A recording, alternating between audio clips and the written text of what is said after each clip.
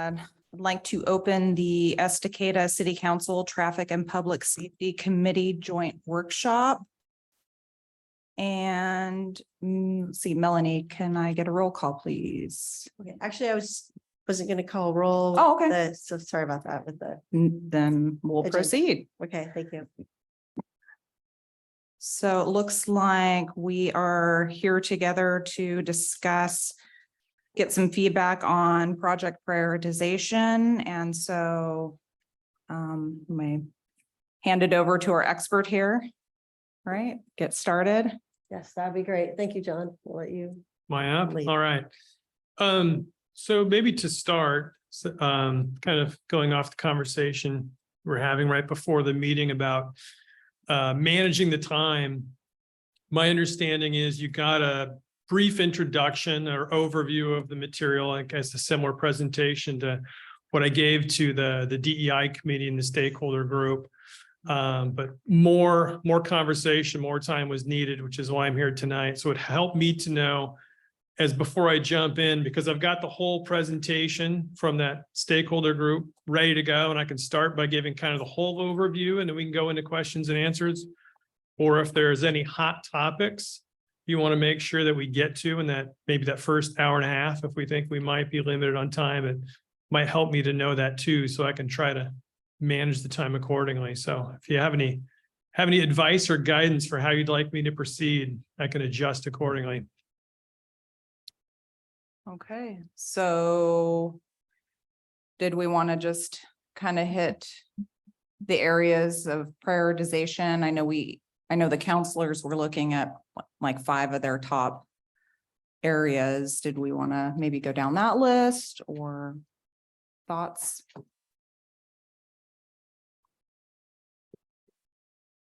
I just Go had a ahead. question in regards to going over the list.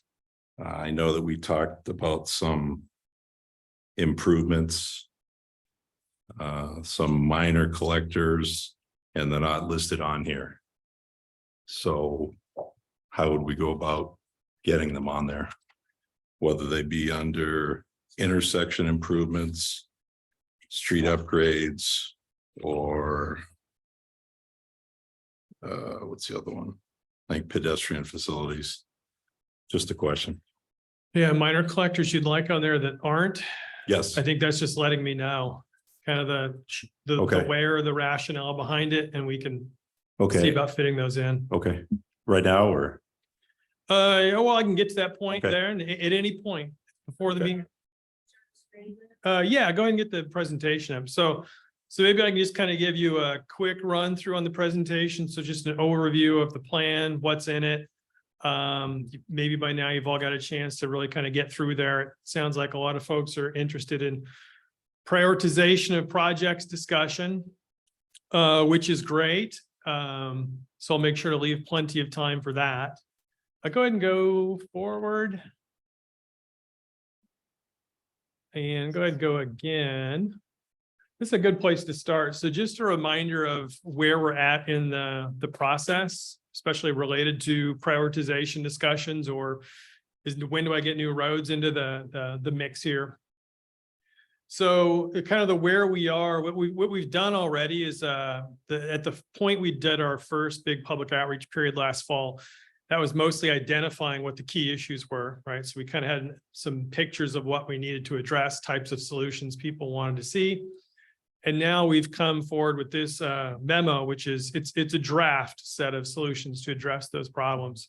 And so this period that we're in now, I think through the first week of June, if memory serves, we've done our open house, we've met with our committees, we've got our online open house open. It's really getting feedback on these draft ideas, things like, or maybe there's roads that are missing that people would like to see in here, or maybe there's projects they don't want in here for some reason. We need to talk about that. Prioritization is definitely a key part of this. We did some screening on prioritization that you might notice if you look at in the memo on the project list, there's the evaluation rating portion of that where it says like high, medium, or low. You can see that on any of the tables where the projects are listed. And just kind of the caveat on what that is. We took, if you remember, the goals and objectives that we talked about early in the process to kind of guide the TSP effort. What we did was we rated each project, looking at each of those objectives, and how well it scored dictates whether it's high, medium, or low. Theoretically, that might tell you how you'd want to prioritize, but honestly, there's a lot of things, caveats, I would say, things to understand with that. One is no weighting has been applied, right, to the different goals. And it's entirely possible that there are some things that are really important to the community and some things that are important, but maybe not as some others. So that's not accounted for in this type of exercise. So I would say it's a starting point for the conversation. I would in no way assume that that is what you should go with. I think that's where this whole process that we're going through with the public input, hearing, people's feedback, your feedback on what the community's priorities are, and we can adjust everything accordingly. So if you saw that in there or wondering in this conversation of prioritization, said just starting point, we can adjust any of that based on what we hear. So after this period, again, we'll make modifications based on the feedback that we get. And then the next time we come back, it'll be in a draft TSP. So hopefully we're pretty close to the mark at that point. But again, there's still opportunity to adjust that right up through the public hearings process. But obviously our goal is to get as close as we can, as early as we can. Go ahead and go to the next slide. You can go ahead and skip this one. This was just covering some of the community outreach and things that we heard. Hopefully you got through that in the last discussion. Go ahead and skip that one. On this one as well, I'll just kind of get into the content. There was the funding forecast memo. If any of you saw that, it's separate from this one, but it is on the TSP update website. A requirement of this process is that, which is actually our next step after this, is to identify kind of the highest priority projects in the community that also align with the funding that we think you're going to have available to build these projects. And so that memo does kind of a overview of your past revenue streams for similar types of projects, for transportation improvements, for maintenance, whatever, and kind of projects that forward and compares it to the costs of the projects. And go ahead and go forward. I think the next slide is the one I want. Oh, one more click, I think we'll do it. There we go. So the upshot of that was most of all the money that you have through your regular revenue streams for transportation projects, it's probably going to go towards operations and maintenance, just taking care of the stuff that you've already got. Money for any new projects, it's probably going to come from systems development charges, which are restricted in how you can use them. My guess is all that money's probably going to go to building the new collector streets, because you have to have those to access the development. And so you don't have to make any decisions based on this as part of the TSP. That's just an exercise that we have to go through to kind of frame up what's called a financially constrained list of those projects in your plan.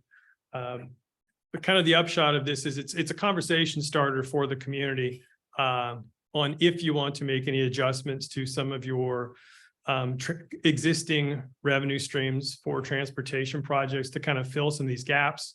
This does not account for grants, which I know you've used in the past, and a lot of communities do, because they're so uncertain that we just don't build it into projection. So that's another caveat to that.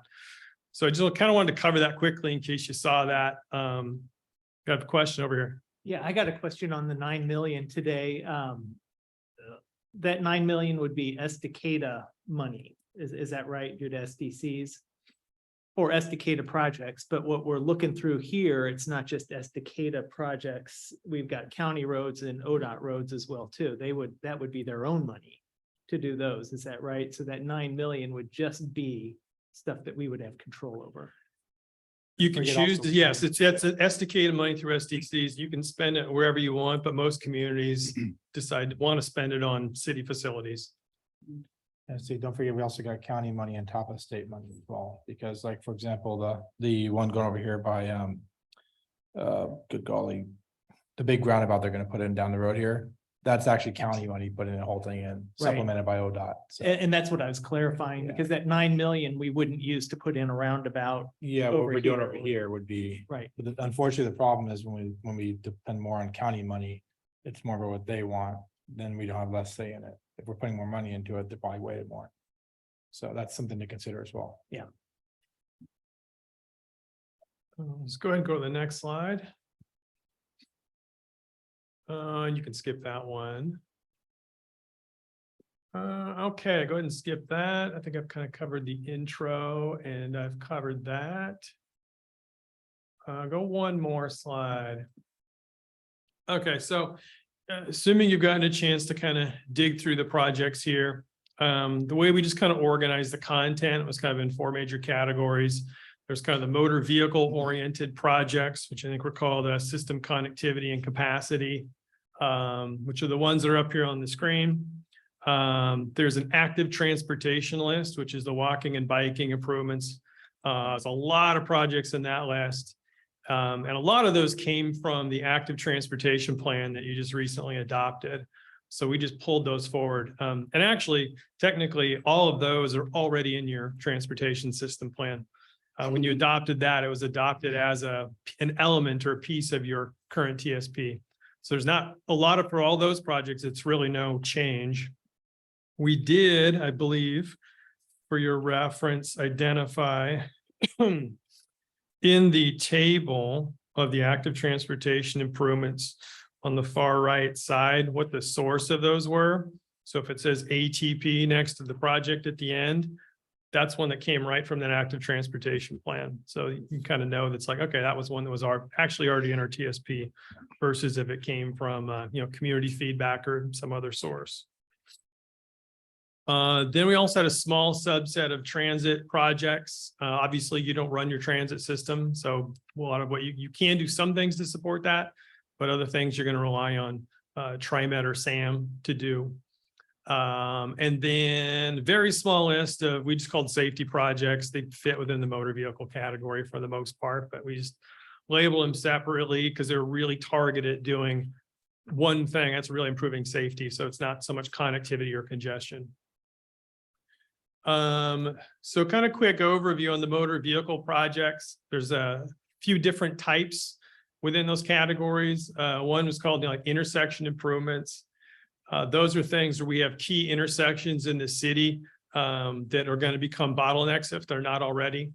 If you remember in like the future forecast, future conditions memo, where we looked at conditions without doing any improvements, what it might look like in 20 years. And we had a whole bunch of intersections that were going to be very congested. So a number of projects are targeted specifically at relieving those. Go ahead and go to the next one.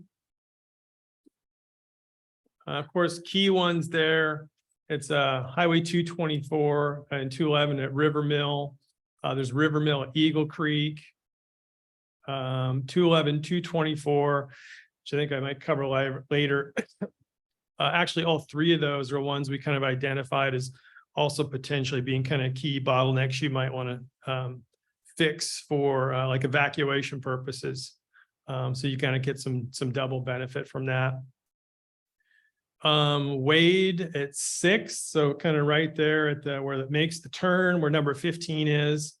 That's another location. The key one there is when you do the street extension in the future, which we'll mention it a little bit, that would get you 6th extends through the old mill site to the highway right opposite the park. Ah, thank you. I'm guessing, so at some point, I'm guessing somebody's going to have to kind of master plan out that old mill site and figure out what they're going to develop in there. And at that point, you'd figure out what the road alignment is, how that's going to tie opposite Evergreen where the park is. And I think it's very likely at that point, you're going to need at both ends of that at the highway and at Sixth and Wade, some kind of capacity improvement. Hard to say what that is right now because there's probably a lot of different ways that development could go. And I think you really should figure that out as part of the master planning process. So we've left that kind of open-ended as we have to do a lot of times with the big capacity improvement projects at intersections. I know there's some discussions been had about roundabouts versus traffic signals. You don't have to figure that out as part of the TSP. We very intentionally leave that open-ended so it can be either one. Because a lot of times it could be many years before you build these projects and you should make that decision based on more current information. So it's placeholder that's open for either. Yeah. I did notice in the survey, you guys identified that roundabouts were recommended. So, At some locations, we're leaving a recommendation in there. One example is, and that's certainly something we can discuss. One is like the Highway 211 at 224 intersection down there. Reason being, I think there are a lot of benefits from, again, an evacuation kind of resilient standpoint. My understanding is that, you know, when the wildfires were happening, that intersection backed up really badly on 211. People couldn't get out.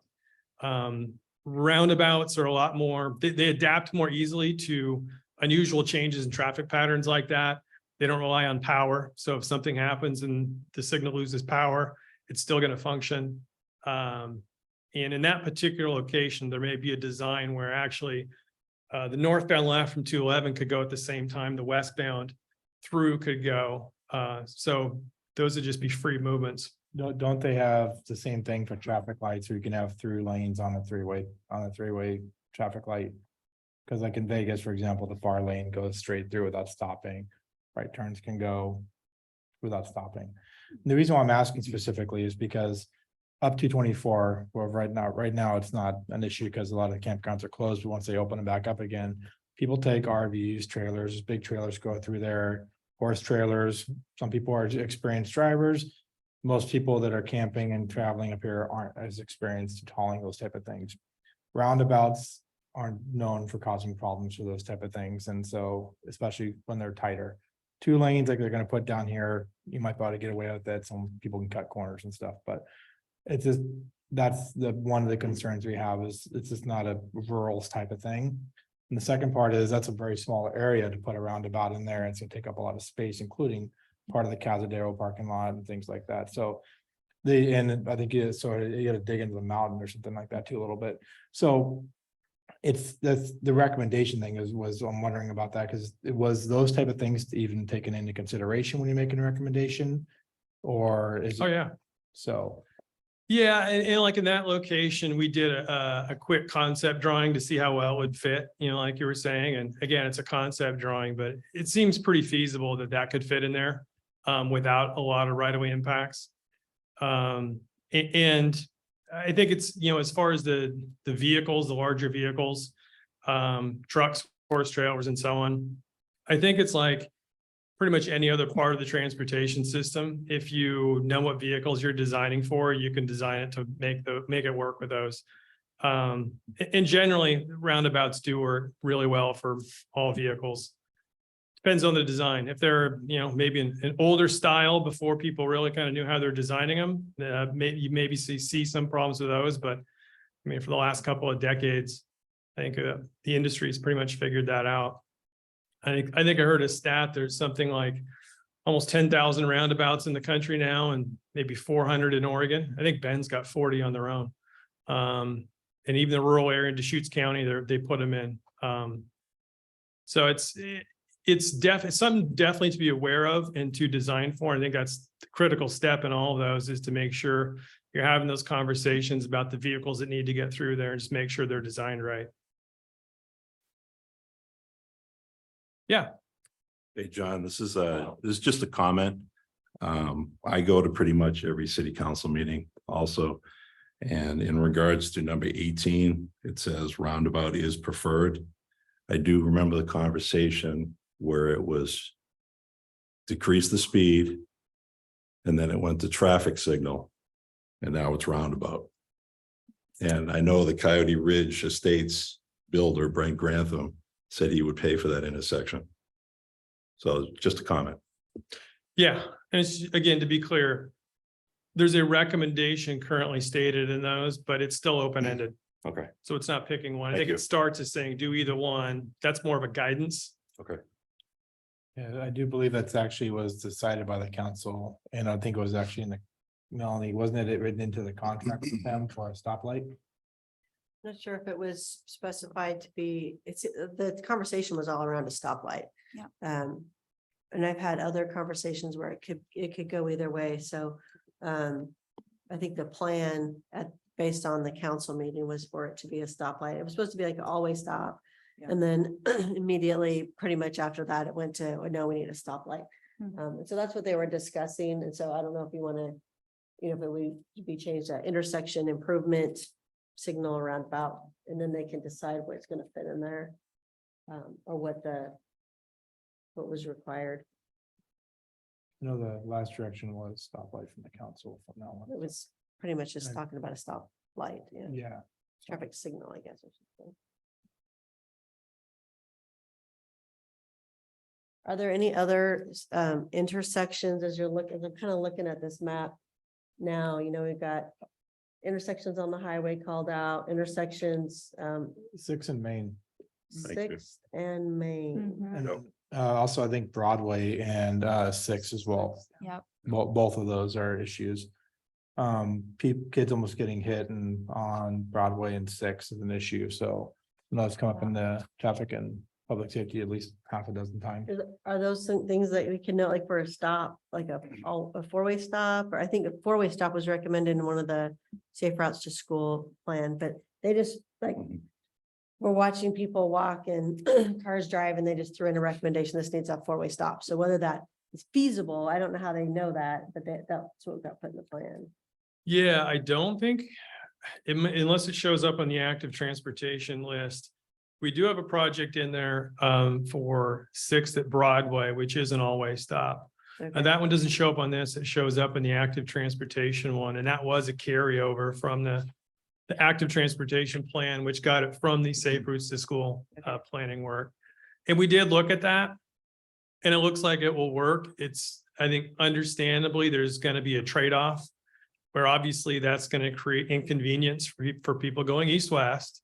Not terrible, kind of within what I would say is the acceptable tolerance, given what your mobility standards are, but it's going to be more. And I think if memory serves, it brings because we also had a problem with, high level of service. I think it was level of service F on the side streets on Broadway. I think it brings it down more to like an E. So it's kind of a good balance. And you also get the benefit for the pedestrian crossing, right? The safe routes to school benefit. So that is in there right now.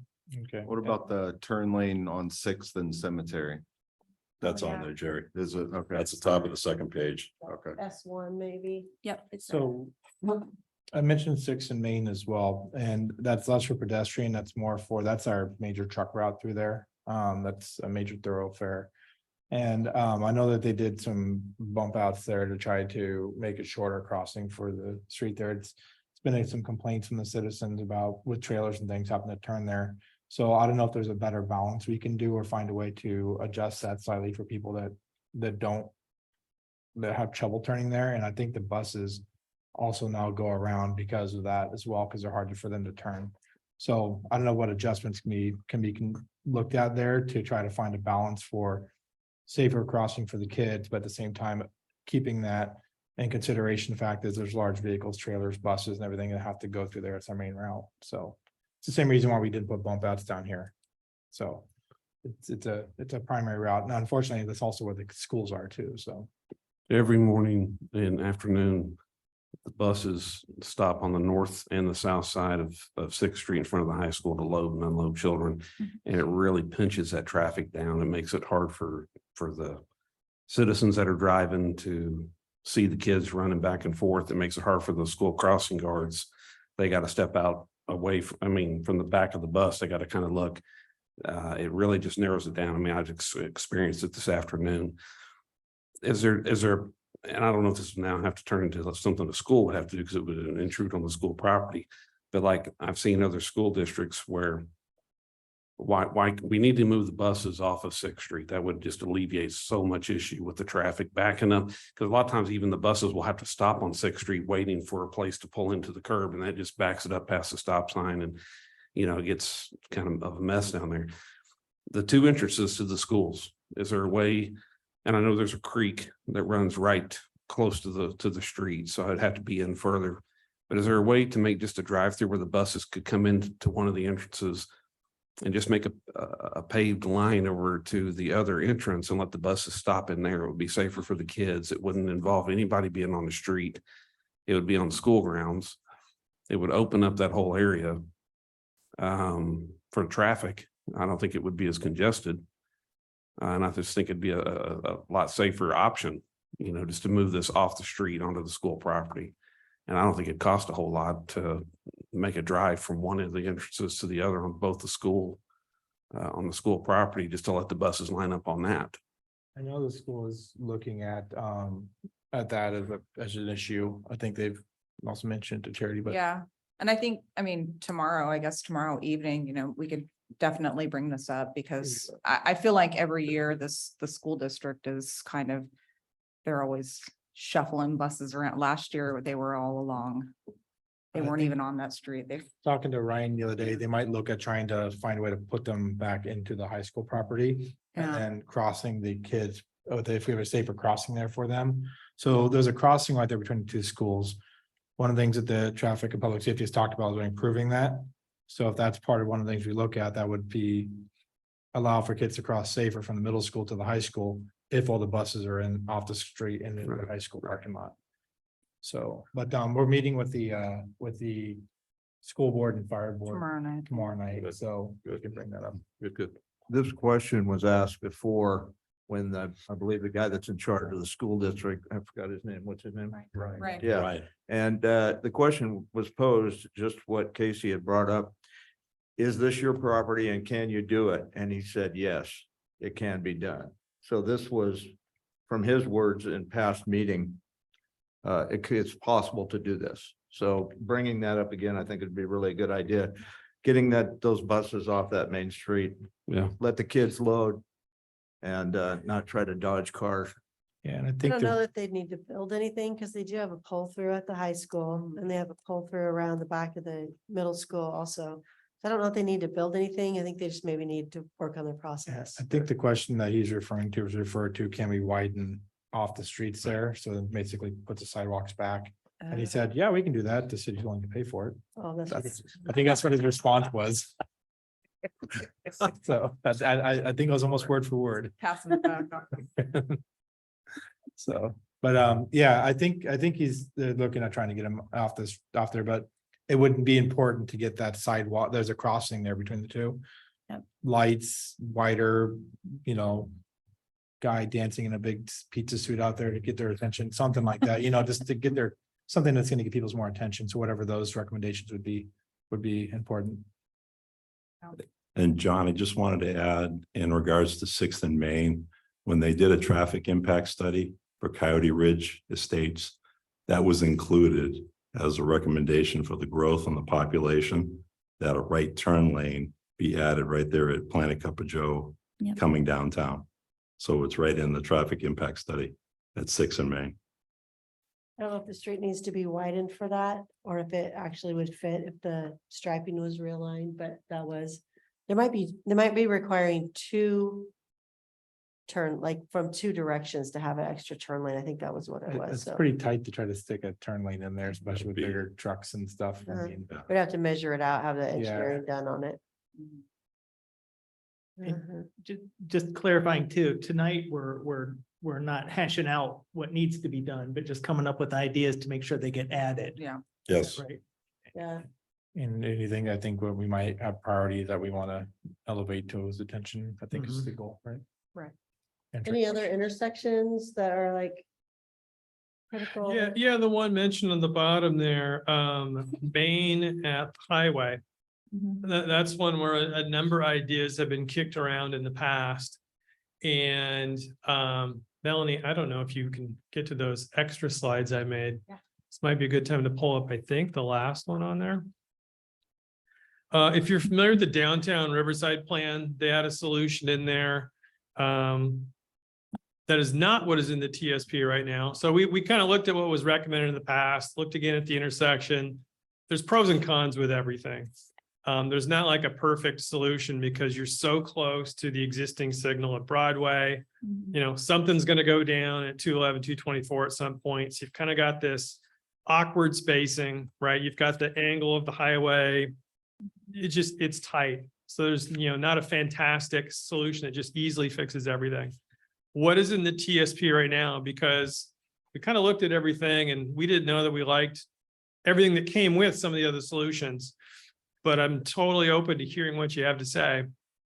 Was essentially what's in the TSP now is almost doing nothing, but turning the intersection of Jeremy Lovelace, which is right in the corner here, either close it or turn it into one-way eastbound so people could still go in. The idea is just to eliminate some of the potential turning conflicts that could happen in that small area. Yeah, the big problem is that's our fire department there and that's been mentioned to them and they were not having it. That's gonna cause major problems for them getting in and out there because they, especially one way, because they come this way out most time when they're exiting is this way and then out both ways. So cutting that off is gonna put a lot of traffic in front of there when they're trying to pull out in emergencies. That's an issue. Yeah. Maybe there's still a solution there that gives them access, but nobody else. So possibly, but yeah, I know that when they mentioned that as, because that's been mentioned before and that it wasn't a working solution, so. Yeah, and this is the concept from the downtown and Riverside plan. And, the idea was that you would bend the street over pretty tight and then realign Acacia a little bit. And so Main Street would effectively kind of have this turn in it, which gives you better spacing. The nice thing about it is you have more distance for the back-to-back left turn lanes, which is really, there's no room for it now. It's pretty tight. The big downside is it's these curves, and I don't know, back to the design vehicle question, right? With people with trailers and buses and fire trucks and whatnot. I don't know, what was tested with this and, how thoroughly. So those are some pretty tight corners in there. Kilson did some, they did some engineering on that, however they do that testing to see like what trucks can go through there. And actually, surprisingly enough, it was one of the fire district personnel who recommended this when we did it. He's not there anymore. It's completely different fire district personnel now. But at the time, that's what they were trying to figure out how to do it. I think how to get maybe eventually a stoplight there potentially, or at least some more gaps. But yeah, there was some testing done. Kittleson, I think, did that, but I don't know if that's. Aren't they talking about rebuilding the fire department anyways? Like, are they gonna just add on to it? Do you know if they've talked about that or they're gonna tear it down and rebuild it altogether? I do not know. Because if they're gonna many tear it down, they details. might be able to adjust where they come out at with the new architecture, and that would open it up for us to come out through that road in the future, but that's years down the road. So, Another question for tomorrow. yeah. Are you writing these down? I am. I am. Just to note also, there is a project in the TSP to put an emergency signal on the highway. Currently at Curran, but I guess, if this project were in there, that would kind of be the same location. Says they did complain that sometimes they have a hard time getting out onto the highway. So that is something that could be done to help them there.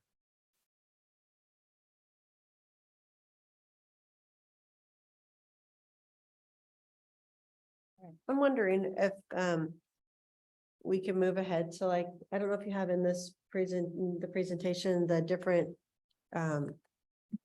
like what a major collector looks like, and what those streets would be, what a minor collector looks like. And because I think on minor collectors, is there no parking? That's in the original presentation, if you want to That's go back it. to that. Okay. I think that might be good to just talk about that.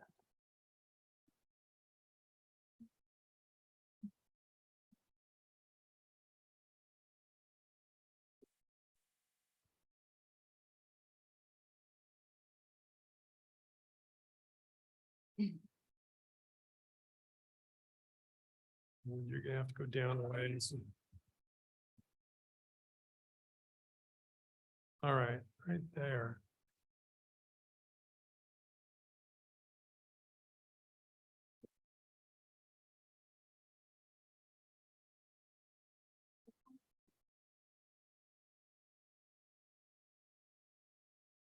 All right, start at the beginning.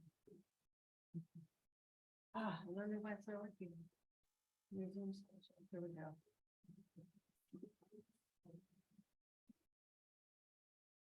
Cross section. I think these are good to be aware of, unless somebody else, unless somebody else wants to take the conversation in a different direction.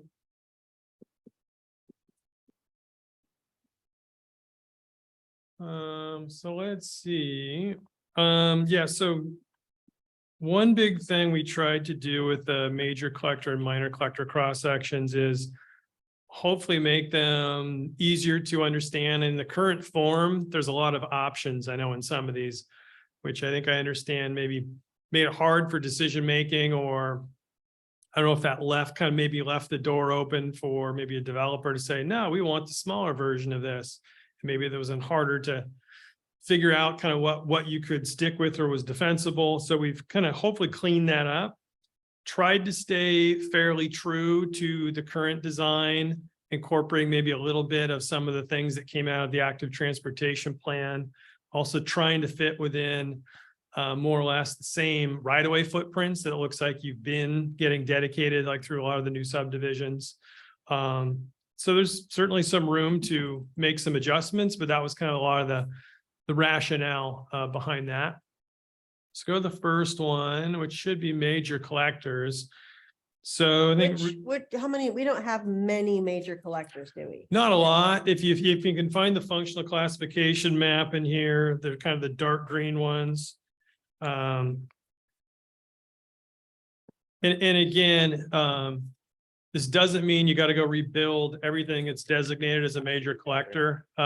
This is mostly going to apply to like the new ones, so the dash lines, and like ones where Coupland Road might be a good example. It's not a new street, but a lot of it's still to the rural standard, so it still needs to be urbanized at some point. So you would apply that. You wouldn't go and apply this on like Broadway, which is already totally built out. Although we do have a very specific different cross section for Broadway, but I just kind of want to be clear on that.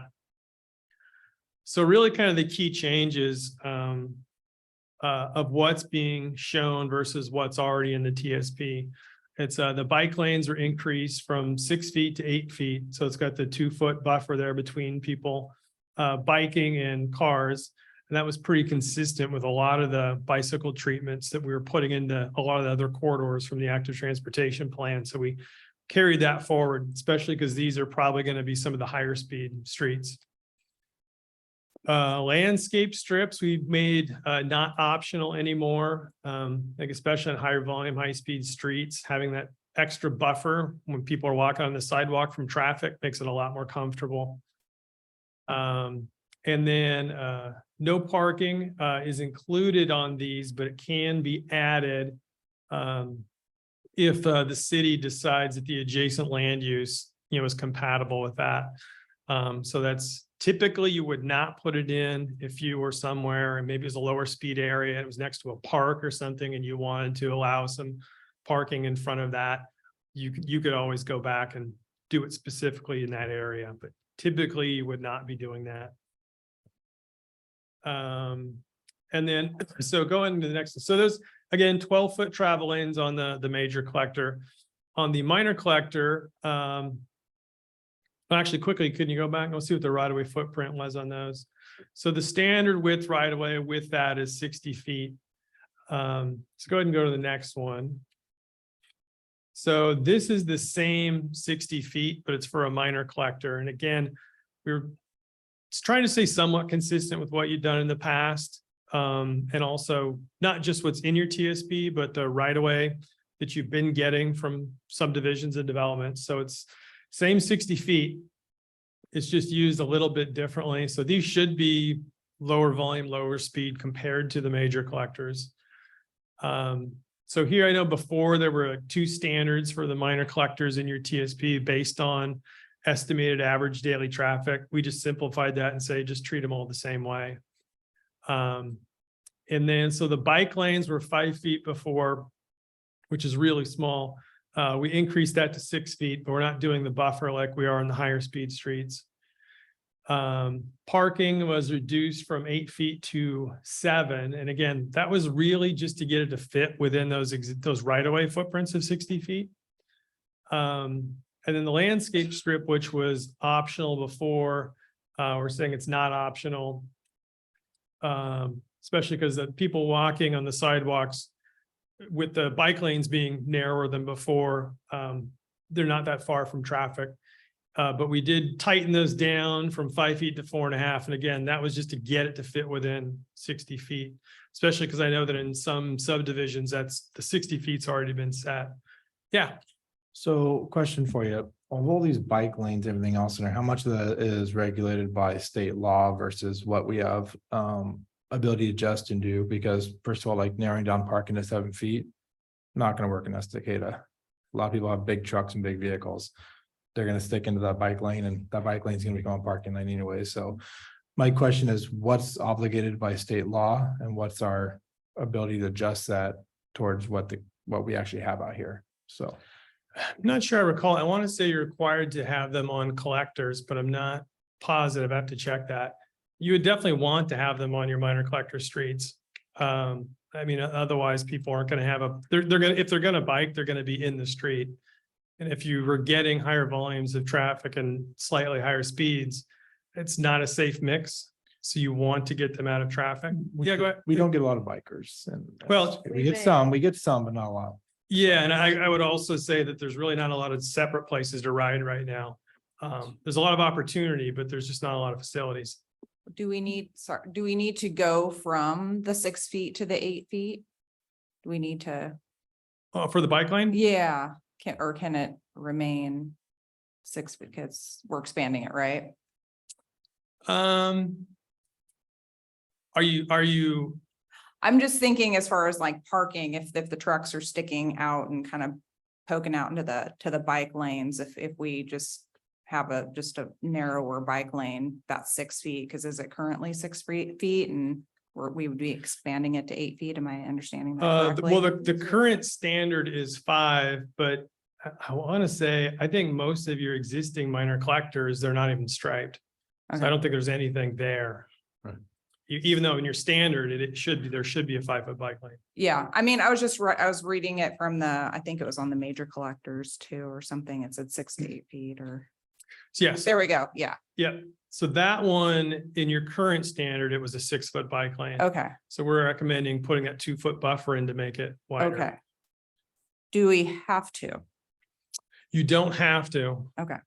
Strongly. According to the law, I yes. should say. No, according to law, but it's again, that's consistent with a lot of the treatments from the active transportation plan. Some of those were on major collectors. And like I said, for higher speed, higher volume streets, which those would be, strongly would recommend getting a little more space. Okay. What about just putting sharrows on them? I mean, honestly, it's because like I said, it's such a small use. But you keep saying it's a small use, but if these were in place, there would be more bikers out in Estacada. I was part of the active transportation plan when we originally did this, and there was a lot of public comment regarding bike lanes and having bike lanes to give the people that do want to ride bikes a safe place to ride, because right now there is none. There's no safe place to ride in Estacada. So Right on the sidewalks. That's what I see, so I'm just saying. Kids right on the sidewalks.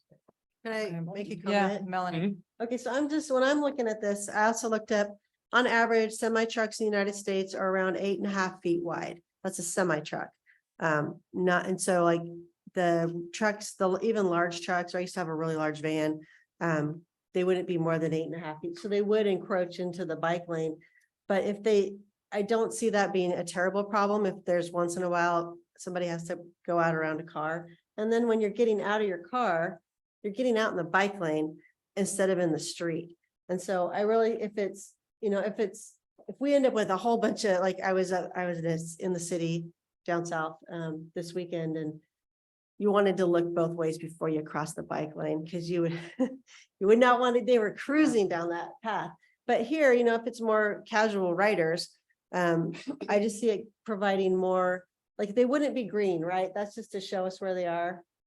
Is that right? No, they wouldn't We'd be mostly- green. We'd mostly stripe them. So it kind of has the, I think you're not really narrowing down the street. It's an optical illusion when there's a stripe down the road. So it might make cars feel like they need to drive slower because it feels tighter, but it's not really, because you're not going to hit anything. And then you also have, like, it would be easy, it'd be, I think the parking would be fine. You probably, if we could make it 8 feet instead of 7, it would be better, but I don't see it being a huge. I just have difficulty. a quick comment. That's okay. Yeah, Brandy.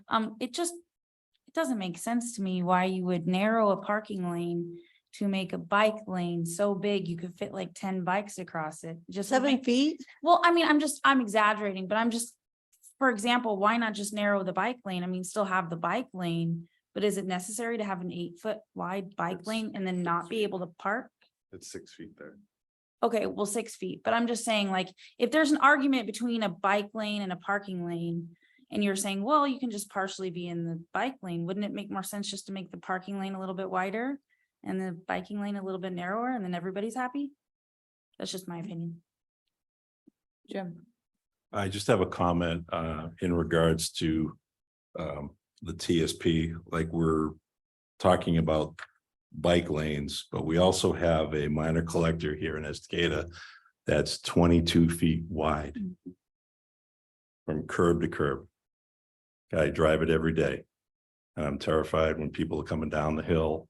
Saw someone running today and it was a close call. The person coming down the hill because there was someone going full speed right behind them. Now, we can't put a bike lane there. There's no mention. I've been here in town going on 8 years of any type of sidewalks. You know, saw 6 kids walk up the hill today. You know, that's, you know, probably pretty much what we talk about at our committee and want the kids to be safe.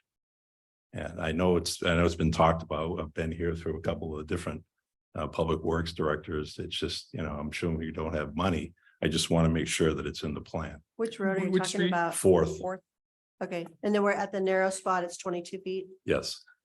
And I see up here it's 60 alternative to 55.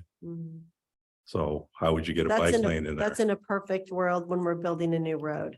Well, if it's- I just if it's didn't want to in, discount the roads that we already have here in Yeah. Estacada, that's all. I appreciate all the extensions and the new roadways, but we can't forget you know, there's brand new houses up on Reagan Hill that went up there 2-3 years ago.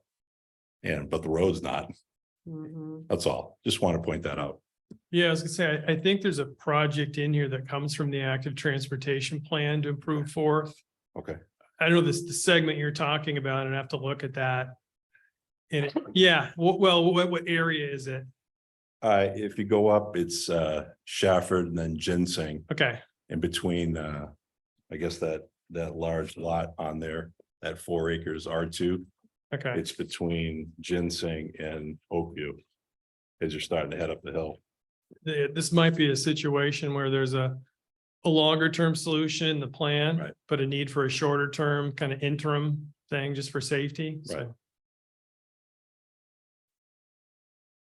Joel. All right, so first of all, Tia's a really good point. That fourth thing has been brought up more times than I can count in the last month or two, so I'm glad that was brought up again. But I want to say one last thing about bike lanes, and the reason why I'm pushing so hard on these. ORS 811.435 subsection 1 says a person commits the offense of operation of a motor vehicle on a bicycle trail. The person operates a motor vehicle upon a bicycle lane or a bicycle path.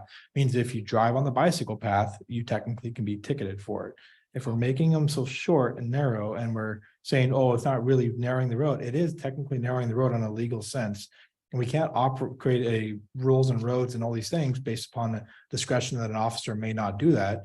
We have to make sure we take into consideration the vehicles that drive on these roads and the people that are going to be operating on them. The primary use is vehicles, so we need to build them accordingly. And when we have a much narrow percentage of bikes, we need to primarily build them for the vehicles on them. And then, yes, we can have a 5-foot bike lane for when the bikes do come on there. And the bikes have priority in a bike lane over a vehicle. So the vehicles have to respect that. But if we build it for the occasional, when I say occasional bike that may be on a bike thing, and we don't consider the fact is that an 8.5-foot wide vehicle with additional mirrors for larger trucks like mine, for example, I'll use mine because I know this, I drive it. This is why I'm using my experience on here. There's an extra 1.5 to 2 feet of mirrors on each side, plus the 8.5-foot wide vehicle. So there is it's a wide vehicle, and there's a lot of those around the area. So we need to make roads and have our requirements for builders and everything else to fit those type of vehicles that are out here. And not be building us like we're sitting in a city where most vehicles are smaller, compact vehicles, because they're not. Is it feasible to reduce the bike lane to 5 and make the parking lane 8? I mean, this is a 6-foot table, I think. So like a 5 feet would be. I mean, Yeah. yeah, like that.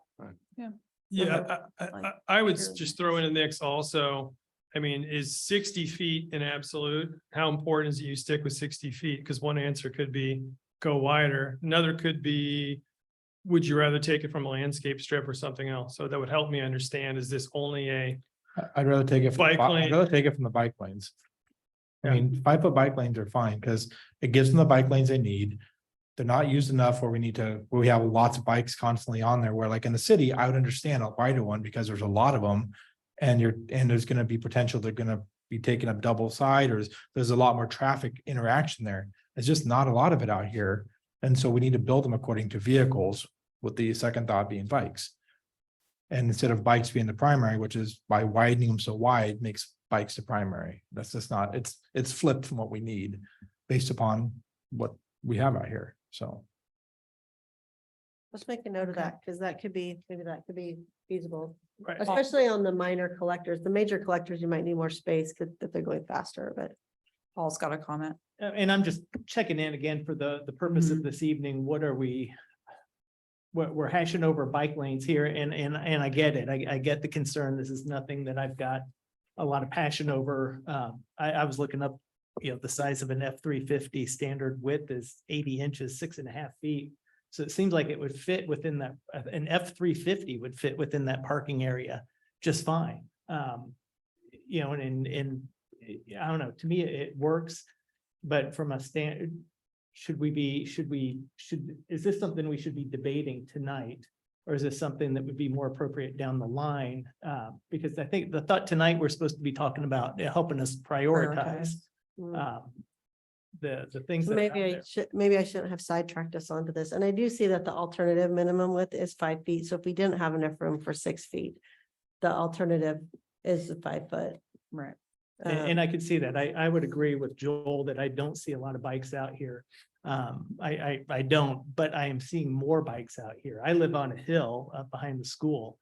And I'm seeing kids biking up that hill every day now to go to school, plus adults, two adults every day coming down for exercise on their bikes too.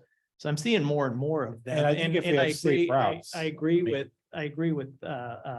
Jerry that if we have them out there, people will use them more as well too. And the safe routes, yes, especially around the Yeah. school. Which that's actually a question we can give to them can we have another option or thing that if it's considered a safe route, they have to meet X expectations, which would require maybe bike lanes of some sort different for those if it's on a safe route designated between the city and school, which is not as much as of some certain ones, but that might be a balance for that area. But like I said, would fit across the entire city, which that's why I'm making the argument now. Because this is what we're setting, we'd have to be voting on this one point for the rules, rather than having to hash it out again and when we're done. That's why I'm pushing it now, so. Brandy, did you have a comment? Yeah, well, yeah, I kind of do. So I just wanted to point out to you guys in the council, we've been left out of this process a lot because we weren't here in the beginning. There was a purpose of this meeting was so that we could work it out with you guys. So I know that you guys have other meetings this week and a lot of you are busy, but it's important, at least to me, coming from my standpoint in our committee, this is super important to us. So whatever we talk about, it means something. It helps us be a part of the process. We're here for a reason. Our committee is here for a reason. And this is the first time we've actually had a meeting with the consultant. So I know that you're really busy, but it is a meaningful meeting, just pointing it out. Thank you. So with that said, I'd like to just kind of get us back on track. Maybe I'd like to hear also from our Transportation and Public Safety Committee. Because we do have the consultant here, if there are things that you guys thought we should be definitely prioritizing, because I know you guys have been boots on the ground, going around the neighborhoods, driving them, measuring, things like that. So I don't know if there was something in the study that you guys really wanted to highlight and bring to the table. I'm good with, I mean, 6th and Main and 4th was a safety concern and always has been. We've talked and prioritized at our committees in regards to all 4 of the schools for all the crosswalks to be upgraded and the lights, solar lights, all of that. And the buses, we talked extensively about the buses. Okay. So am I forgetting anything? Anyone? No, the biggest thing was 6th and Main, 6th and Broadway. We've had a lot of complaints about Main right here, things like that. Okay, Carrie, did you have anything? My thought was, it's been discussed before, Christmas time this isn't car things, but it's something to do with safety. Lady tips over on the steps in a wheelchair. Right out in front here. Christmas time, somebody catches her. No cars were involved, no traffic, just mindful, this is the time to run a gradual slope of ADA right next to those steps. And we talked about this before, it just kind of slips away. But it is a safety hazard when you come on the sidewalk here to come down these steps.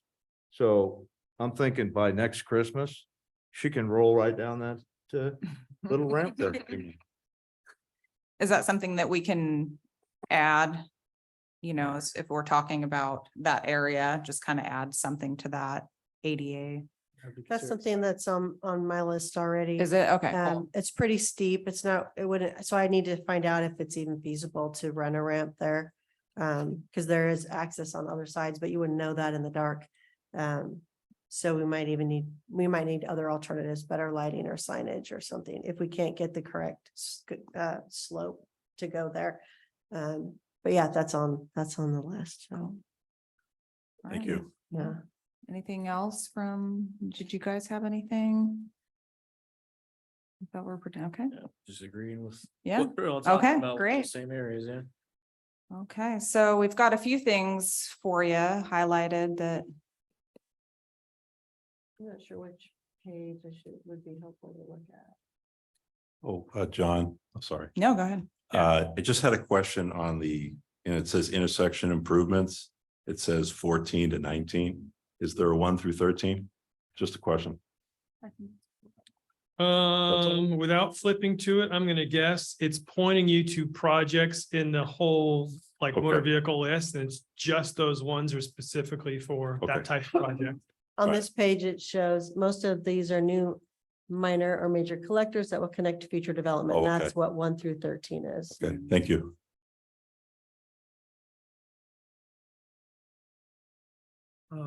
What about up on Broadway and I think it's like, was it 7th or 8th there? Melanie, where the road kind of curves around by River Mill there, Mhm. and there's a kind of it's not really clear on what's the actual road versus kind of what's the parking lot there. Is that something we can look at trying to find a way to change the road or adjust that? Because the parking lot blends right into the road there. Does, yeah. Yeah, I think I know what you're talking about. They have a Guardrail or something that's. They have a centered parking against it. lot and then there's on-street parking, basically. So it kind of gets treated like a parking lot. Yeah, is that their city right away for the streets? or Yeah. their- Yeah. Maybe like if it's private? striped or something. Striped or guard, like, where that curve kind of is, I put know a exactly guardrail what or you're something talking in about. there. that Identifies road versus parking lot. Where Zobrist. Yeah, kind Yes. of goes around River the Mill. thing, like again, this blends all together there. Yeah. It's not a good segregation. I mean, when I first was in Estacada driving through, I used to drive up to the parking lot and around, not realizing the road was to the left. Thinking that was, and then someone told me once and I was like, oh, well, that makes sense. And so, but yeah, I'm just saying it's something to clarify that. And that could be done with paint. I mean, something simple. And then the second part on Broadway, as you get further out towards where Campanella is, we have a road there that was put in and it was definitely not wide enough because it's it's a minor, not even a minor collector, it's just a side road. But people park on both sides because it's right next to the ball field and you're tight to even get a single vehicle through there. And if you run into one head to head there, someone's backing up unless you happen to be lucky and have a spot to pull in. So something to review there, either to A, widen the road, B, to put a no parking on one side of it. Or I even heard one way is a possibility as an option there, something to correct that issue. Plus, it's a safety issue for kids running out between vehicles, trying to go across the street. And vehicles trying to drive through there, they don't see them until they're in front of them, so. Something to consider there and review what options you might have to make that safer and more fluent, whatever, Fluid. fluid. Go with that one. You know which section of road he's talking about. I'm guessing it's near the ball fields. He said on Broadway, closer to the subdivision. Yeah, he's gonna show you. It's 10th to Campanella.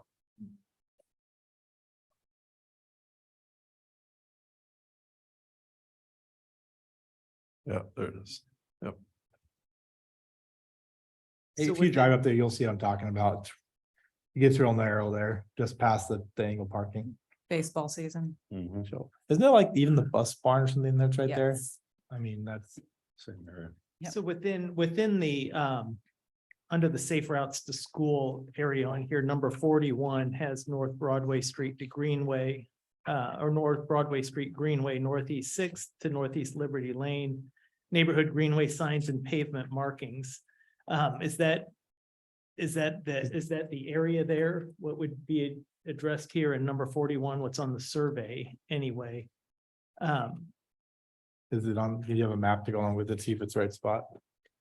It looks like it's the same spot, whether or not what's recommended in there Right. addresses what you're talking about. I'd have to double check. And that'd be good to clarify, because yeah, I agree, something needs to be done there. And for me, this, what Counselor Lickey's bringing up is a good point here, that we've got areas that need addressed, but we also have some things that are in the works now too. The high school is, as I understand, is putting in a parking lot up there for off-street parking for the people that are going to access the fields. And I think it would be helpful as we prioritize to know what's going to happen anyway, and versus what we should be looking at long-term as well too, like the Hillway extension. We're being asked to prioritize that, but we just put that in the budget for this year as well too. So it doesn't seem like that's something that we should be considering for prioritization.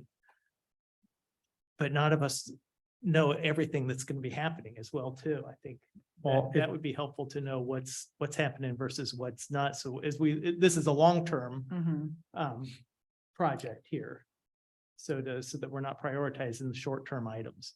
So quick question, Melanie, sorry, if we don't prioritize that because we're already in the works on it, will that cause a problem on how we're budgeting and putting it in? Will it still be put in on a normal schedule, or will that change it, push it back further? It wouldn't push it back. So then, that would be something not to waste. So if we- Yeah, just it's from the TSP standpoint, if we show prioritization of projects, you're not bound to that forevermore unless you go amend your TSP. It's more meant for a guide, because I think in reality, as I think was mentioned, is things are going to change in the future, right? A lot of times where development happens and when can shift your priorities, right? There's an opportunity because you've got developer contributions. So it's meant more of a guide, but you're not strictly held to it. Awesome. Should we move on from the motor vehicle projects, or is there a list that you wanted to look at? I'm not sure how to help us walk through this. It may have been mentioned through the conversation already, but if there were any motor vehicle or system connectivity projects that folks are particularly interested in or think should be priorities, I'd like to hear that. Is Lawrence Road on there? Because I know that's picking up a lot more traffic with the thoroughfare there. It is, I think that, so it's kind of the way things are categorized. I think it shows up on the active transportation list. And so there's a, if you look at that, and I don't know, Melanie, if you want to flip kind of a few slides forward. There's a whole category of projects on the active transportation list that are called street upgrade projects. And they're these, they're not, walk away from my microphone. Kind of these darkish red colored segments. So the reason that what they are, it's streets that haven't been built out to urban standards yet. So in most cases, they've got travel lanes, but they probably don't have, shoulder bike lanes, sidewalks, whatever your urbanized standard would be. And so we put them under active transportation because for the most part, the cars have their facilities. It's really for every other mode that's missing. And so the improvements to Lawrence Road are largely on that for where it's existing. And then there is a new street project to kind of finish the connection up to Deuce Road. Well, the big thing on Lawrence Road is there's some hairpin turn in there that was problems during the winters and stuff. And so I know that's something to consider for larger traffic going through there. Problem for 50 years. Yeah, I know. So, but now we have a lot more traffic going through. So, It is listed on here, though. yeah. Well, one of the things I also had a question on that was, Melanie, we only have access and own half the street on that, correct? The other half is county? I don't even know if we own any of that. Do we own half of that street? Alan might know. I thought the whole road was county road. Okay, I Yeah, thought, I think a lot of that's outside the city limits right now still. Lawrence, I think that's at the city limits on. It's the at the edge of it. urban growth That's at the urban boundary. growth boundary. But I'm if you look pretty at the city limits Some of map, it might the be. zoning map, Like right here, this is Lawrence Road right here. right on, yeah. up- Yeah, up we on right that. up to it, so. But think that's we the heard that urban at growth some point. boundary. Some And of so The if you backside, see, Joe. yeah, Yeah. Flip it over. the zoning. Zoning. There's only You can see small there's chunks just there. there's like just one spot where city limits actually goes up to Lawrence Road. And I think, I don't even know if we might have half that road there, but I think it's all county jurisdiction on that road. Hmm.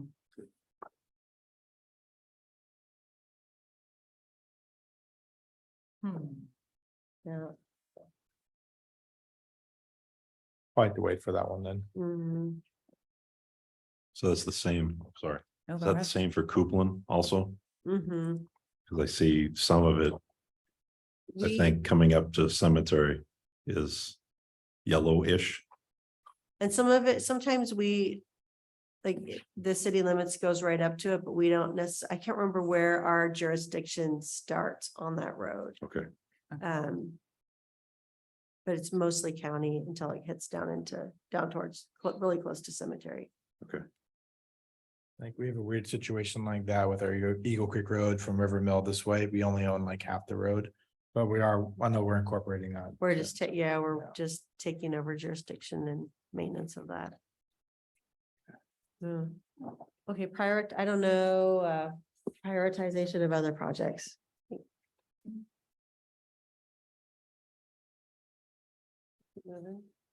We can keep moving. Let's keep going.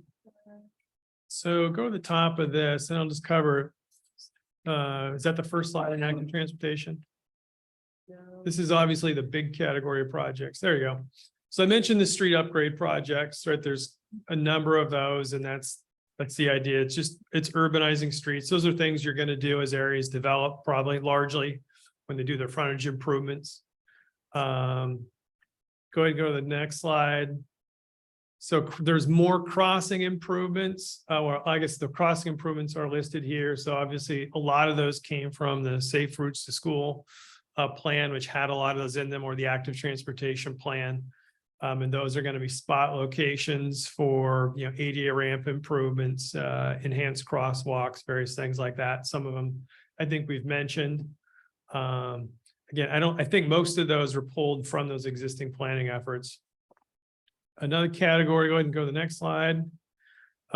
Safe Routes to School projects, we thought we would just highlight those specifically because those, going back to working on the active transportation plan, I think a lot of comments I've gotten thus far, projects that support Safe Routes to School it seems like a common theme of what I hear from people about what their priorities are in the community. So we kind of wanted to make sure that we were always tagging those and not losing that throughout this, so you could always know which ones those were. So those are kind of specifically identified. Go to the next slide. And there's a small group of pedestrians, specifically pedestrian or bike facilities. Again, I think these were carryovers from the active transportation plan, but if it's a pedestrian project, it probably just means there's a sidewalk gap. So you just need to fill that in. If it's a bicycle project, it's specifically, you've already got the rest of the street built the way it is, sidewalks there. It might just be a bike lane infill. So there's only a handful of those. Well, I think some of those also, again, to the Sharrows, I think there were some projects around just south of the school that were kind of creating a bike boulevard. So it's a special treatment, but I think everything else is in place. It's just maybe some warning signage and pavement markings for bikes. I just had a quick question. I don't know if you can answer this. But with wheelchairs, for example, or like motorized wheelchairs, sometimes being on a sidewalk, especially if you're going on a sidewalk where there's driveways, it's really difficult because you're going like this. So the bike lanes, is it legal for people that are riding in wheelchairs or motorized wheelchairs to use those? Do you know? Does anybody know? Legal.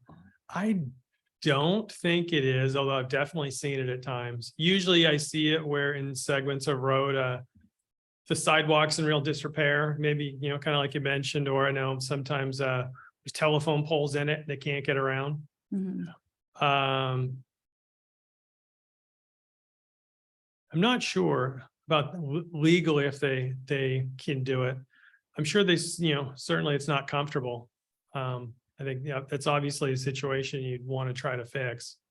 Yeah, I just figured because we hear a lot about it from certain residents in the community. And I don't know if there's a way to fix the problem that's currently there where the driveways cause them to tip. And I just thought that might be a good compromise, but I'm not sure.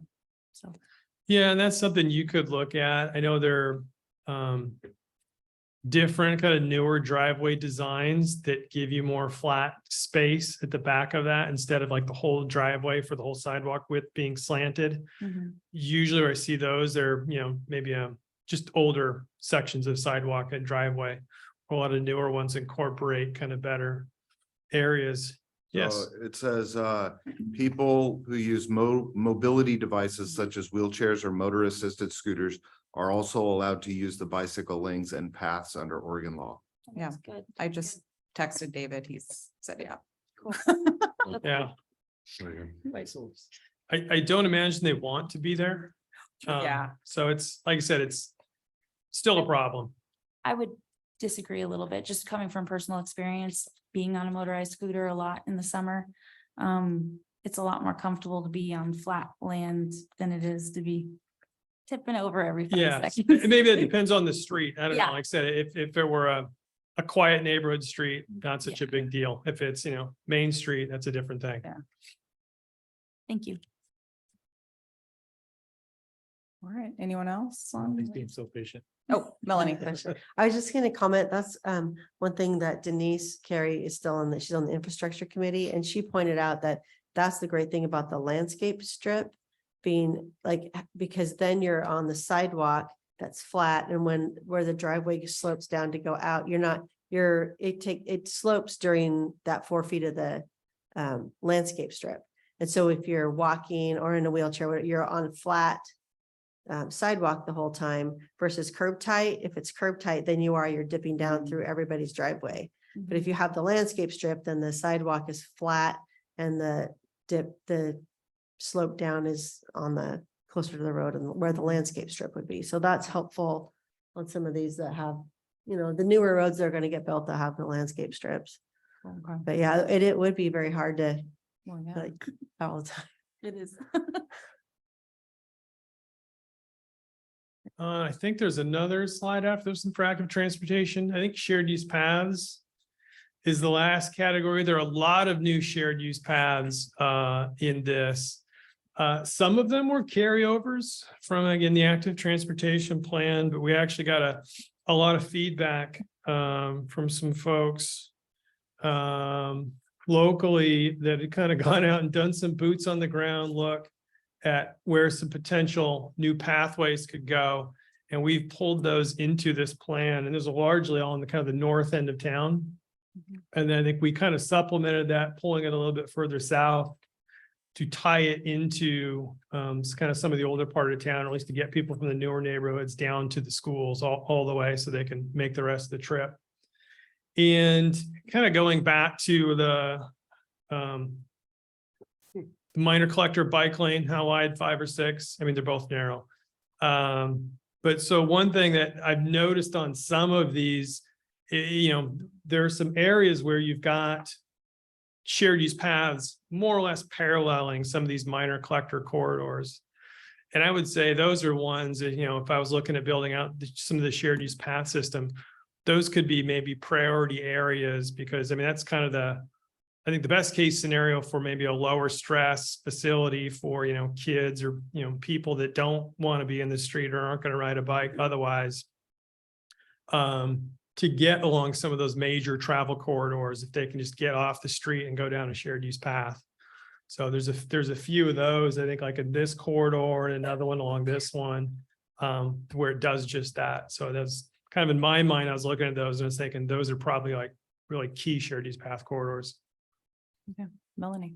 I have another question regarding prioritization that Counselor Stroll keeps bringing up. If some of these don't get prioritized, are they going to drop out of the plan, or do they just stay in the plan but kind of drop to the bottom? And the ones that you're hearing back from a lot of people as a priority, those are going to rise to the top. Is that kind of how that goes, or? Yeah, we can put anything in the plan, just because it's a low priority and it can still go in there. I mean, that's the reality of this. Is I can't remember what then we totaled up the cost of all these projects, and it was something like, $200 and some million. And that's true with every community's TSP, 99% of the time. You can't expect to build all of this stuff. So you do have to kind of identify what are the top priorities for us that we need to go kind of target and really try to get done. Yeah, and so, like I said, the prioritization is more of a guidance or guideline for you, something to work from. So hopefully as you're trying to figure out what to go pursue grants for, how to spend the money that you've got at least that recent community input. And you probably do need to revisit that every so many years, because things are going to change in your community. Right. Paul. As we're prioritizing within the survey itself, you've got a lot of things segmented out, and that's been helpful to go through. So we're prioritizing within the segments, but is there going to be an overarching prioritization list, or will we have a shared use path prioritization list, a pedestrian bike facility prioritization list, the safe routes to school prioritization list? The categories that we're going through tonight, will we have separate prioritization lists for them all, or a whole one group? I don't know, we'll figure it out. There's no one way we have to do it. It's kind of what's most helpful to you. I can definitely see a scenario where it might be just too hard to blend them. If you're getting really clear community feedback, that probably gets easier. If you've got a lot of good projects, we can keep them separate and keep the top priorities in all of them. So it kind of depends on what we hear back. And I think what, you as decision makers or people that are implementing these, what you find helpful. We're not required to do it any one way. Okay. So do we have anything else to go over before we? Because I think we've kind of gathered some information here. We've hit some highlights as to what we want to prioritize. I don't know if there's anything else that you wanted to bring to us or that we should maybe look at. Yeah, one quick thing that at least I've heard has been a kind of a hot button issue. So why not throw it out there? Sure. Go down to the cross sections. There was in the local streets, there's we're required to have what's called a skinny street, local street option in your TSP. And that's where you got the 28 feet of pavement between the curbs, which because you need to have 20 feet of clear for fire code, that means you get parking on one side, 8 feet of parking. I know you've built some of those already. My understanding is, maybe they're not always very popular, and there's been, I guess, a request for clarification on like when you have to do it. Or maybe, I guess what I would like to do is make sure we're putting that decision more in the city's control. So that's what we are hoping to do here. I think it's probably, yeah, that's the one. So we do have that, which we call we have a standard local street design also, but then we have the separate one that's called the neighborhood local street. It's the 28 feet of pavement, right? It's parking one side. It's very skinny. We don't have landscape strips. This is kind of a very compact local street. I'm certainly open to, city council, planning commission, anyone's suggestions for what language you would like us to put it in here to give you the comfort that you have the control of deciding when to do that and what circumstances you would like to kind of make it available or most appropriate for. We have to make this available. It has to be in your TSP, yes. This, Yes, based on my experience, if you don't have that provided, DLCD may not acknowledge your plan. I've had that happen before.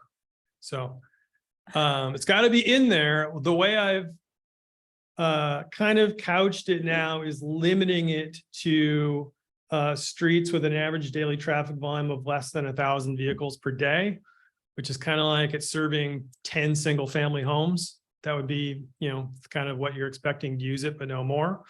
But that's something, and I don't need an answer today, but knowing that that's been a topic of interest, I want to make sure that everyone is aware there's something in there, but if we need to adjust that, that's a conversation we'll need to have at some point. He did say it was a hot button issue. Okay, go ahead, Jane. No, just a question in regards to the city council approving all these new developments.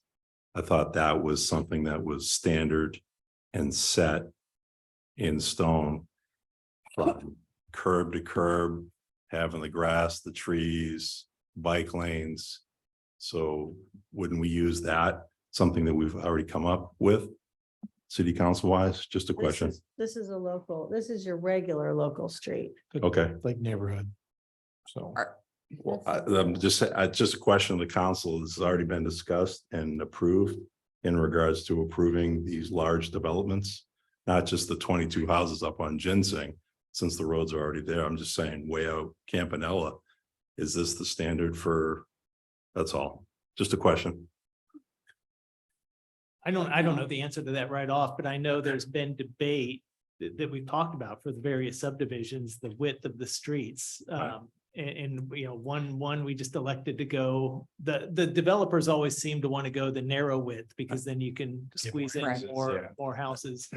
And I know the one we elected to let them stick with the narrower street because it flowed right into another neighborhood with narrower streets. But then we hear from the school district that it's hard to get buses through some of those narrower The streets. locals too. having troubles driving on them and. so Yeah. on the skinny streets, do we have to have on-street parking? No, you don't. I think that's the key thing, is where you have to have it as no on-street parking, but the other thing is you have it up to, you have it less than 1,000 vehicles a day. That's quite a bit. You can get quite a few. So is there a way to lower that? You could make it whatever you want, technically. I mean, And probably. I can think. Probably within reason, but no, it does not have to be 1,000. I chose that arbitrarily. Dramatically lowering that to like a couple hundred or 100 a day. So it makes it so it's much less of an option to put it on. Because if you have a place with like maybe 100 vehicles a day or less, that's going to be very few houses, very few people on the street, and it's going to be probably very uncommon. And we won't have the situation, especially on streets, we're going to have a lot more vehicles driving through, and it's an issue. So that's be one way to get it. So it's not an issue, is making it the threshold so low that we're probably barely ever going to run into that. So. Do you know what other cities have done as far as kind of some rough numbers that other cities have used? Have they used 1,000 or have they gone lower? I don't know a ton that have put a specific limit in. That is something I've done recently for another community that I think had a similar concern. They wanted some limitation on that and, not to just have the developer kind of go, I want the skinny one. And then have planning commission unsure of what they can require because there's two options. It can be tailored to fit. Lower than that is fine. I think it's kind of more of, if you visualize that this is typically in a residential subdivision, like how many homes feeding that street? Maybe it's going into a cul-de-sac, right? It's a dead end street. How many homes do you think is appropriate for that? And like, I can just adjust the ADT to fit that. Can we make it dependent upon the parking spaces provided in the home? So if there's X amount of parking spaces provided for each location, then they can allot for that to happen, meaning that there won't be a need to park on the streets. I'm saying if they have 3 parking spaces provided on a house, which typically can probably more than you need, or the average person's gonna need, then there's less likely you're gonna have parking on the streets. And so that would be the threshold away as well. We can do it as well. So I don't know if we can do that, because we wouldn't be changing the housing part of it. We'd be changing the street based upon housing design. Yeah, I don't know that you're necessarily restricted on what conditions you can kind of put on this. I think it's more of a practical implementation kind of thought process and thinking about what you think is really going to work for you. I would think though, would be the general consensus to have some sort of a restriction or council control in there too. Yeah, I think it was good with her question about not needing the parking on the street. So we can also probably set it whether it's these streets have no parking on the street allowed. So that's also another thing that the developers can take into consideration. Well, now I have to put parking space on there because they're not allowed to park on the street if I put this in. So the home that he wants his home to sell, if he can't park on the street and he's only got one spot, the home's not going to sell. So that might be something to consider as well. Yeah. This is no parking on the street whenever this is put in. Because that also solves the big truck issue. So. Good. All right. Well, any other hot button issues we should? Or was that it? I think we might have hit them. All right. I think we might have can hit go for 'em. another 2 hours. Yeah. I think that Strap helps in. that you've looked at it multiple times, you've looked at it on your own, you've gone through it, you've listened to the description of what's going on. I think that helps. We get more familiar with it and then you know what you want to see.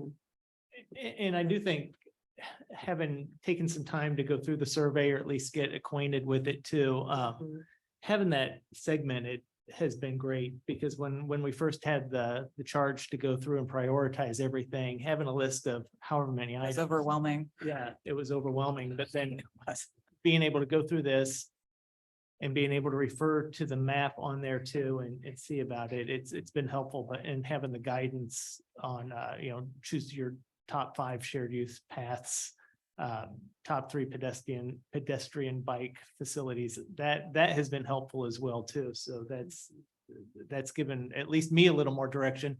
But I think, we're together, we've got the consultant here.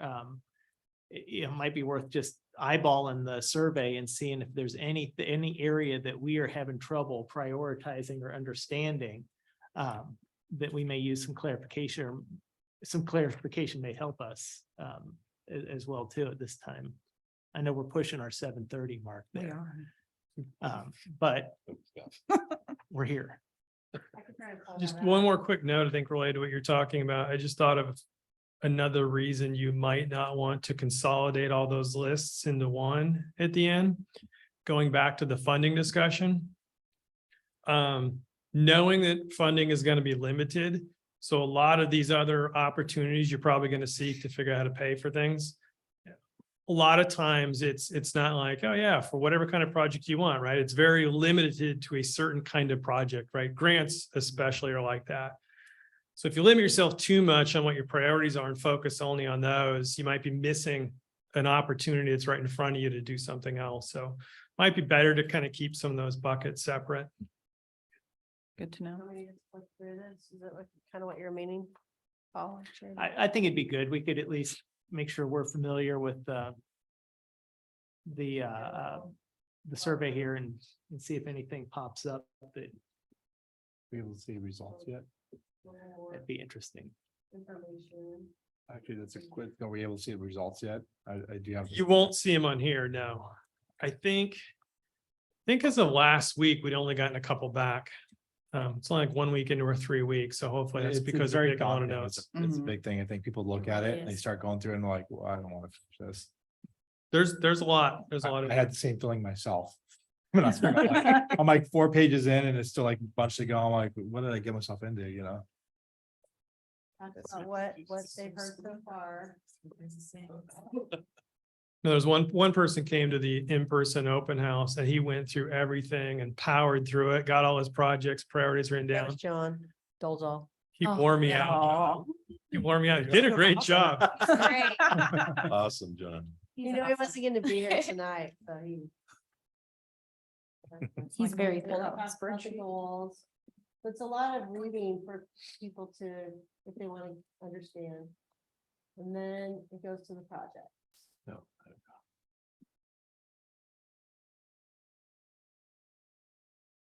So choose your top 3 for the connectivity projects. I don't know if anybody has questions about this or.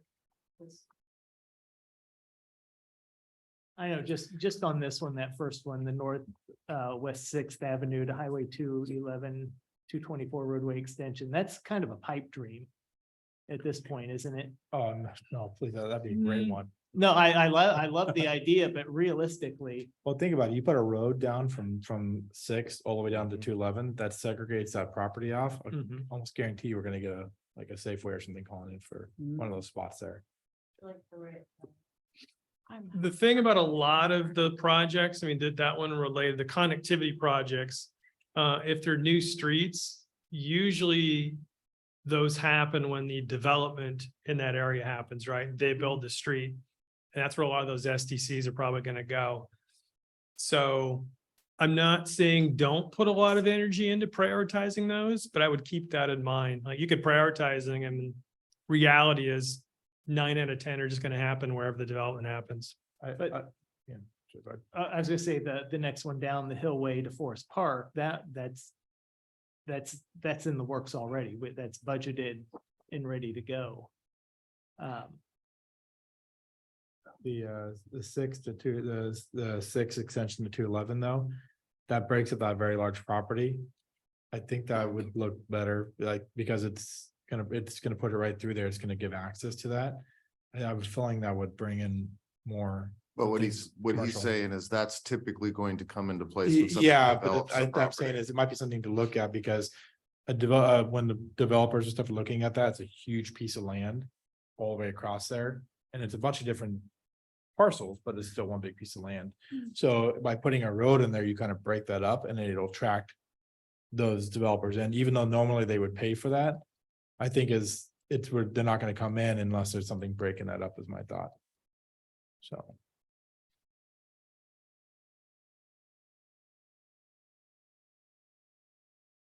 But here, I mean, we got 13 of them in this one, and then the next one down, what is it, six items for the 3 intersections, and we talked about this one pretty well, and I think Mhm. one of the things from the conversation tonight is soften the word roundabout. I think Big that black would be pen right through that one. yeah, soften with the black pen. One thing the infrastructure committee came up with when they were talking is they determined that none of them liked roundabouts. It's uncomfortable, but they do make sense for safety. But they still don't like them. They don't like them, but they can acknowledge that they do have purpose and. My thought on roundabouts is I don't like to stop once I'm going to work. I don't like a lot of stops. So I take Redland Road to work. There is one roundabout on my route to work and I could just jump out onto McLaughlin and I could hit, the 7 stoplights between where I can get onto McLaughlin and my work, or I can take a right-hand turn and there's one roundabout and one stop sign. And I'm continuously moving. So that's one thing I do like about roundabouts is the continuous movement. You don't have to stop and sit and wait, I had extra slides on roundabouts. No, but the safety performance compared to traffic signals it's not debatable. That's been researched like crazy. And dramatically fewer number of crashes, and when they do happen, they're lower severity because the speeds are lower. They're usually side swipes, they're not T-bones. So huge safety benefits. But the realism of this is whatever goes in up here at the bridge is gonna be dictated by ODOT. Mhm. Yes and no. ODOT, obviously, they'd have to approve it, right? Anything that happens there, but they'll certainly listen to community input. If the community was really pushing for one. I don't agree with that. That's a different discussion. Yeah, exactly. And I guess that's my point. Amsiger. Yes. Yeah, Amsiger, they came out and said, they came out to told it during the community meeting. They came out and told them what they're doing. They didn't care what the community said. And the guy almost pretty much said that. He goes, I'm not out here to get your opinion. I'm here to tell you what we're doing. And that's almost word for word what he said. Yeah, I think. I thought he was they're gonna lynch him at one point. I know, that's a job I would not want in life, is to be. You could tell he was a little roundabouts scared to the say that. public. But I think my point being, we can prioritize that there needs to be something done at that intersection without the words stop sign, stop light or roundabout in it. Yes. Yeah, by the way, just I researched roundabouts after that. It is true that the impacts are much less hard, but they're actually more frequent. I found out you get more accidents in roundabouts than you do in stoplights. I don't think so, no. There's been quite a bit of research on that, and Yeah, it well- should be a reduction in total crashes too. Oh, yeah, because I was looking at from the National Traffic Safety, something like that, was said that they show that in traffic lights, there's less impacts through the light than merging into them, but the impacts are less damaging, but there are more rear ends at a stoplight than there are at so that's why I broke it down, like, so I could see there. Yeah, the crashes you'll get will be different. for So, sure. yeah, but as far as flowing through, there's actually less impacts, less accidents going through the stoplight than merging into a roundabout from what I saw in the. That's national not, traffic it's not safety or consistent something with the like that. research I've seen. I'd have to see. Yeah, that's just where I got that from, so. We got for top two transit, top 5 street upgrades, that's a long list. Are you That's wanting us to like give you our priorities right now? Or are we supposed to email those priorities? What's the goal? You can email them, but I'll take the survey too. Okay, Yeah. Right?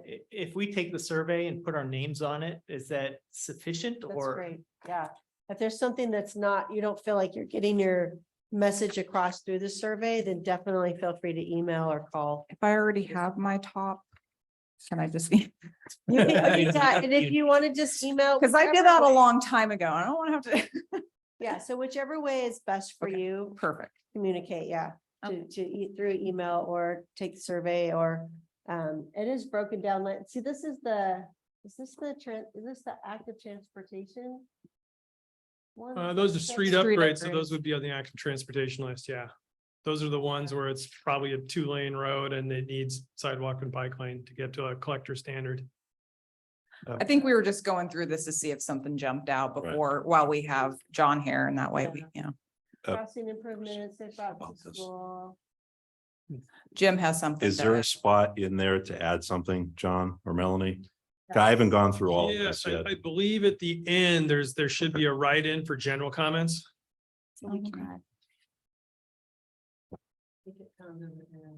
That one right there, I thought, I've gotten feedback from several people. Scroll down to the questions of the 3 strategies listed above, which are the most important to you: EV charging, bike share, or evacuation preparedness.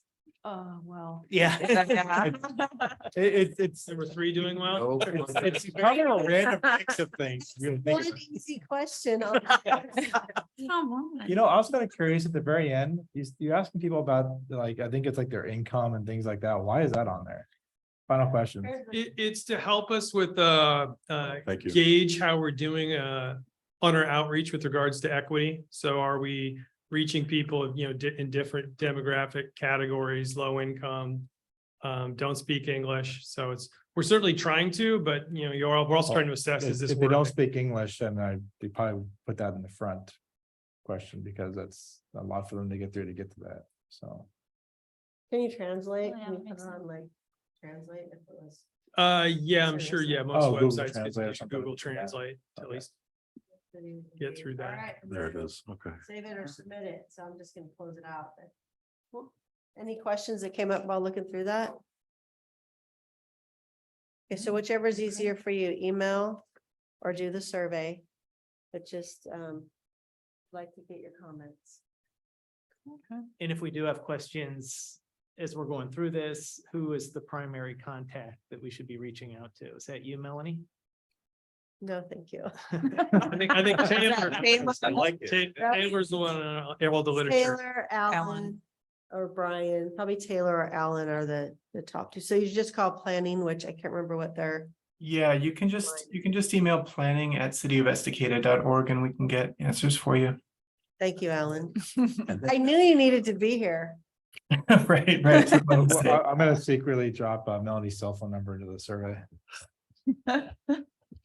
And the comments. Oh, there it is, right there. And so on the. Oh. Number two. Page, they have an email, they have a phone number. There you go. Mhm.